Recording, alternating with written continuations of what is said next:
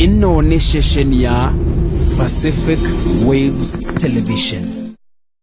Nyote natakia jioni njema. Nadhani kwamba nyote mko salama.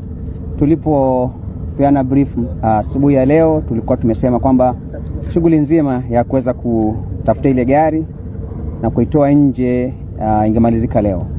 Lakini pia tukaongeza kwamba tuna imani tu kwamba itamalizika leo. Hatukupeana ile hakikisho ya 100% kwamba ingemalizika leo. Tulikuwa na matumaini kabisa kwamba kufikia mida hii tungekuwa tunaongea mengine tofauti, lakini haya yote kwa saizi hayatawezekana kwa sababu mbili ambazo ni muhimu sana. Ningependa kuangazia sababu hizo. Sababu ya kwanza ni ile nilikuwa nimeelezea asubuhi kwamba kuna mawimbi makali mule chini, ambapo inakuwa ni vigumu sana kuweza kushikilia ile gari vilivyo bila kifaa cha kutumika cha kuweza kushikilia gari kutembea mule ndani. Kwa hivyo hiyo haingewezekana kwa leo. Lakini sababu ya pili ni kwamba ile gari ingekuwa ni kwamba haina miili ndani, tungekuwa tumeshalitoa. Lakini kwa siku 11 tumeshinda hapa, sio kwa lengo la gari tu, lakini kwa sababu kwamba kuna miili ndani.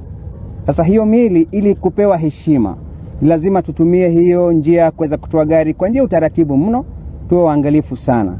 Kwa hivyo sababu mbili muhimu hizo imekuwa ni kwamba hiyo shughuli imesitishwa kwa leo hadi tena kesho.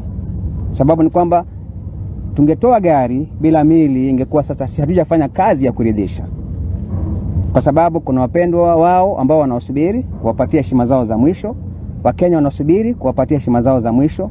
Kwa hivyo sababu hizo imefanya kwamba tusitishe operation hiyo hadi kesho mida ya saa 1:30 saa 2 itakapoanza tena.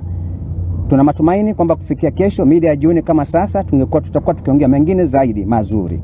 Kwa hivyo kwa sasa tunaomba Wakenya wote popote walipo, watu wetu Mombasa hapa popote walipo, pamoja na familia, wawe watulivu vile wamekuwa watulivu hadi sasa, na kufikia kesho jioni tutakuwa tunaongea mengine. Maswali?